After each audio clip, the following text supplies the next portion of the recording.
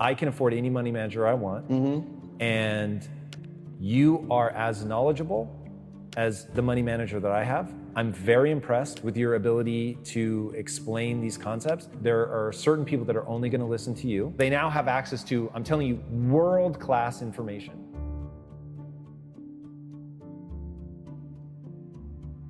Wealthy people do three things, man. They stop trading time for money. They make their money work for them.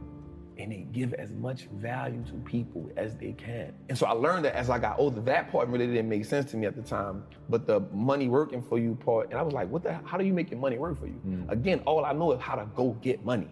So he says, wealthy people, first they get into stocks, then they start a business, and then they get real estate.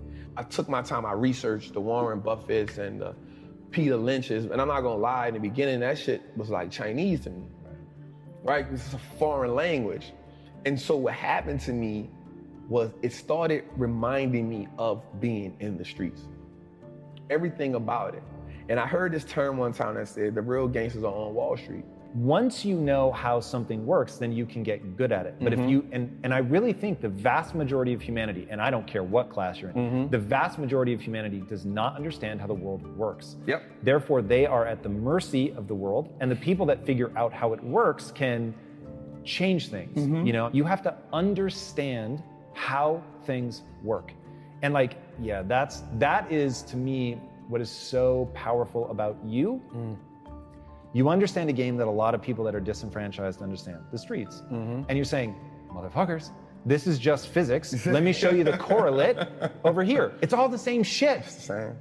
That's it. And so that's important for me, the understanding the basics and the fundamentals. Like once you start understanding the fundamentals, you give yourself power. Because you now understand, like you said, you see how the machine works, right? And so most people look at the machine and marvel and say either, like most people look at the stock market, 98% of the people who I know look at the stock market and say, yo, that's not a game I can play. I'm staying away from it. And so the way it's set up is, the world is set up, well, listen, cool, I don't even want you to play. Just give me your money, I'll play it for you.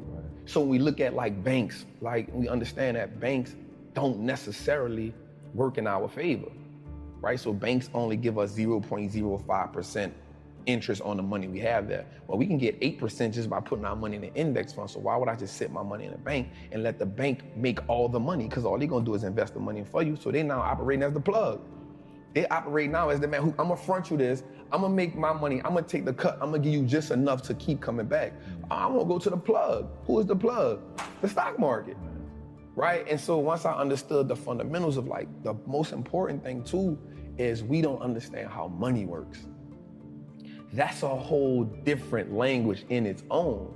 The relationship with money in my community is you make money just enough to pay bills. And so once you get tired of paying bills, you say, you know what? I need to treat myself to something, right? No matter if I gotta go in debt, no matter if I need to treat myself to something to take this misery away. So you treat yourself to something that you can't afford at the time, right? But it makes you feel good in the moment. And so because it makes you feel good, you say, you know what? I'm living. This is a reprieve from everyday struggle. Let me get back on the hamster wheel.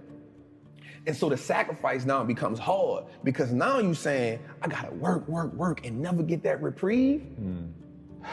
I'm not willing to do that, right? And so that's the mindset comes in and say, everybody around me had the same problem. No one represented the solution. So if I don't change something, I'm only gonna end up like everybody else I know. Somebody has the solution somewhere. There's too many people out here living the life of their dreams that I'm watching. They know something I don't know. And the only thing that they had was access to a different type of information. So once I went and got the information, I now wanted to sing from the mountaintop, like, yo, look at this dope thing I found. Everybody can be a part of it. And then when I showed it to people, they was like, that ain't it, bro. I'm not about to do that.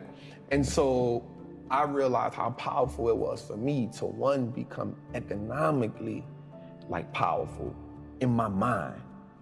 Because the thing about investing, especially in stocks, is that piece of ownership of everything that I use now makes me say, well, if I own that Apple, God, I don't care about buying an Apple phone. If I'm gonna wear Levi's and I'm gonna wear Timberlands, if I can own VFC Corp, then I own the stuff that I'm buying. I'm okay with that. Like that subtle shift in my mindset changed everything for me. Because now I was after just owning everything that I consumed. In the beginning, that was my introduction to the game. Let me just own everything I consume and then I'll feel okay. Owning a stock is like, it's owning a percentage of a great business. And so once I understood that concept, I understood that the key to wealth is through ownership. Like that was one of the things that made it click, because I studied the wealthy people. The key to building wealth is not how much you can work. You can't work your way to wealth. You got to invest your way there. And all wealthy people, black, white, Asian, Chinese, they own a whole bunch of shit. The people who aren't wealthy is because they don't own nothing. You only have your money sitting in cash. If your money is just sitting in cash, realistically, you're becoming poorer every day. Right. Or they own depreciating assets. And that's what cash is. It's a depreciating asset, because the more money they print, the more money that money loses value. Yeah. So if it's just sitting, it's the reason why the bank wants you to have your money there. So they can take it and use it and invest it so much and be like, hey, it's just sitting, I'm gonna give you 50 cents on whatever you had in there. Right. And so the idea of ownership was, yo, we can just start owning everything that no matter if it's just a stock. Like that's powerful, because if you can start owning the businesses that you now consume every day, you turn a one-time transaction to a lifetime of profit. Because if I go to the store and buy a pair of Nikes, that's a one-time transaction. In order for me to get something from them again, I gotta come back and buy another pair of Nikes. But if I own the Nike stock, long as I own it, it's a profitable vehicle for me. So that one-time transaction can become a lifetime of profit if I own that business. And another great thing about the stock market is it makes me pay attention to the world. And so now I understand what's going on in the world. I started learning business cycles, market cycles. You know what I'm saying? Like, because now I can understand, yo, this is okay. Things are going out of business. Okay, we're in this cycle. Okay, people are hiring. Okay, we're in expansion cycle. And so now I took an economic class on my own without just understanding the world. And so you start understanding when something is happening in China. Okay, something happening in China, so I own Apple. Apple has 20% of their revenue in China. Okay, they might take a little hit right now. What do you say to people that don't think they have enough money to invest? So the important thing for me to tell them is start where you are. You build a mansion, you build an empire, you build it brick by brick. Like you start with $25. If you can do $25 a month, that's cool. If you can do $25 a week, that's cool. Because what happens is, once you start understanding the power of how your money works, you'll start saying, yo, I don't need to do that because that's taken away from this. That 25 will now become $50. Guaranteed. That 50 will now become 100 because you're gonna start doing more with less. The person who works out and sees that they drop 10 pounds in 2 weeks says, you know what, I'm gonna go a little harder because I know if I can drop 10, I can drop 20, right? I know if I see one muscle shape up, I know it's possible. The word possible is so powerful. Possible changes the game. Instead of it being impossible, we now say I am possible or I'm possible. That changes the dynamic.